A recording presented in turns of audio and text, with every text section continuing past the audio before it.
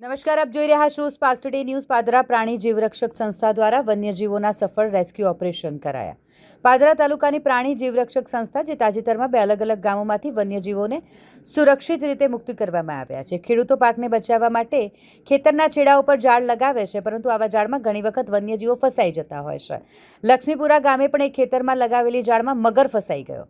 માહિતી મળતા જ સંસ્થાની ટીમ ત્યાં પહોંચી અને મગરને સલામત રીતે મુક્ત કરાયો. બીજા બનાવમાં છાપરિયાપુરા સીમ વિસ્તારમાં એક ખેતરમાં લગાવેલી જાળમાં સાહુડી ફસાઈ ગઈ હતી, એટલે પ્રાણી જીવરક્ષક સંસ્થાની ટીમ ત્યાં પહોંચી જાળ કાપીને સાહુડીને પણ સુરક્ષિત બહાર કાઢવામાં આવી. મુક્ત કરાયેલા બંને વન્યજીવોને વન વિભાગના અધિકારીઓને સોંપવામાં આવ્યા, જ્યાં તેમની મેડિકલ તપાસ અને સારવાર બાદ તેમને ફરી કુદરતી વાતાવરણમાં છોડી દેવામાં આવશે.